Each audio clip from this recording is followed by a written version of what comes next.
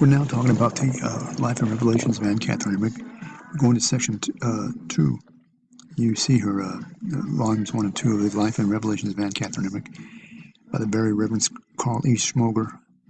You can obtain these books from Tam Books. I just see it here in the picture behind. Again, a reliable source of a number of books. Again, the 2-volume set, $40 for both volumes. Today we're going to be covering her second, the second rendition I have of numerous prophecies given. I want to cover them all for you that you can understand everything we've written here. I want to talk to you about these because you may not be able to read the fine print. Again, Prophecies of Anne Catherine Emmerich, Part 2. Her first prophecy of today was, she said, I saw heart-rending misery, playing, drinking, gossiping, even courting, going on in the church. All sorts of abominations were committed in it. They had even set a 9-pin alley in the middle of it. The priests let things go their way and said Mass very irreverently. Only a few of them were still a little intelligent and pious. I saw Jews standing around the doorways. All this grieved me deeply. Then my heavenly spouse bound me as he himself had been bound to the pillar. And he said, so will the church that be bound. She'll be tightly bound before she shall rise again. The church, she groaned, is in great danger. I must ask everyone who comes to see me to say our Father for that intention. We must pray that the Pope may not leave Rome, for unheard of evils would result from such a step. We must pray for the Holy Ghost to enlighten him, for they are even now trying to exact something of him. The Protestant doctrine, as also that of the Greeks, is spreading everywhere. 2 men live at this time who will long to ruin the church, but they've lost one who used to help them with his pen. He was killed by a young man about a year ago, and one of the 2 men of whom I speak left Germany at the same time.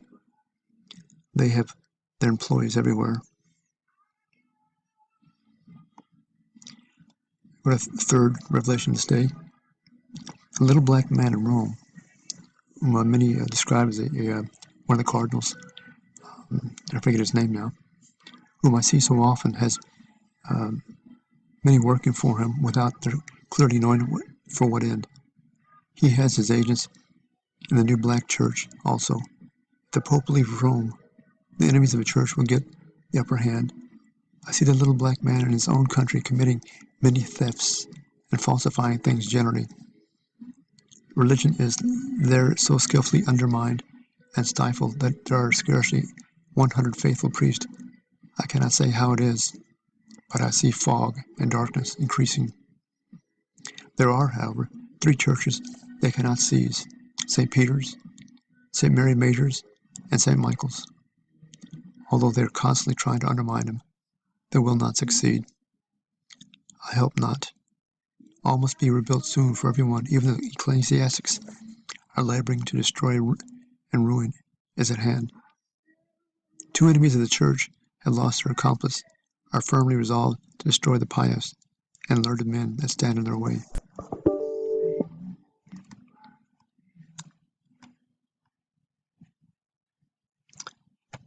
She goes on to say, they want to install bad bishops. In one place, they want to turn a Catholic church into a Lutheran meeting house. I must pray, suffer, and struggle against this, for such is my present task. If the saints did not assist me, I could not endure it. I should be overcome, and that would be most grievous to me. I see the devil using every artifice to put me to shame. He is constantly sending all sorts of people to visit me, to torment me, and to wear me out.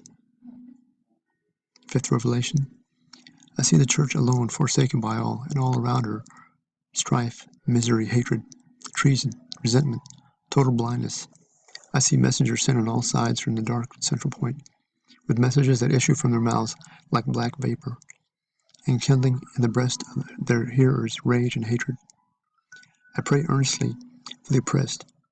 On those places in which some souls still pray, I see light descending, but on others pitchy darkness. The situation is terrible. May God have mercy. O city, she means Rome. With what art thou threatened? The storm approaches. Be on thy guard. I trust that thou wilt stand firm. The sixth revelation. I saw a church sailing on the waters and in great danger of sinking. For it had no foundation. It rolled on the sea like a ship. With mighty efforts, I had to help to restore its balance, and with so many people into it, chiefly children, stationing them around the beams and planks. In the three aisles of the church lay 12 men prostrate and motionless in fervent prayer, and there were crowds of children at the entrance prostrate before an altar. I saw no pope, but a bishop prostrate before the high altar. In this vision I saw the church bombarded by other vessels, but we hinged wet clothes before it and received no damage. It was threatened on all sides. It seemed as if enemies wanted to hinder its landing. When by the help of extra weight it was again righted, it sank a little in the sand.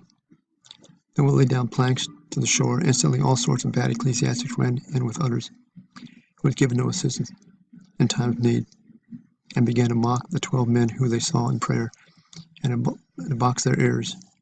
But the latter were silent, went on praying. Then we brought great stones, which we stuck all around the foundation, which began to increase as if it were growing of itself. The stones came together, and it seemed as if a rock sprang up and all became solid. Crowds of people, among them some strangers, entered the door, and the church was again on land. Seventh revelation. I saw Sister Emmerich, still in ecstasy, uttered the following words.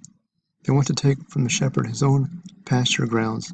They want to fill the place with one who will hand all over to the enemy.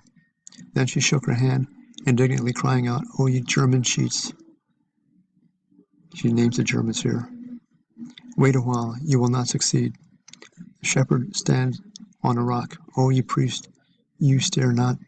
Sleep, ye sleep, and the sheepfold is everywhere on fire. You do nothing. Oh, how will you bewail this some day? If you had said only one Our Father, the whole night I have seen the enemies of the Lord drag him around and maltreat him upon Calvary. I see so many traitors, they cannot bear to hear said things are going badly. All is well with them, if only they can shine before the world. Again, taken from the same sources, the Life and Revelations of Anne Catherine Emmerich, which, again, you can purchase at tambooks.com. You'll see her picture there. Again, a 2-volume set from the Life and Revelations of Anne Catherine Emmerich. I strongly recommend you get these because as we go through her revelations, you'll see that she's going to be covering a lot more things besides the church itself. She covers purgatory, hell, future events that occur in the world, and also the battles that occur with the Muslims and all through Europe and everywhere in the world. Again, this is termination of the second part of Anne Catherine Emmerich's Revelations. Thank you.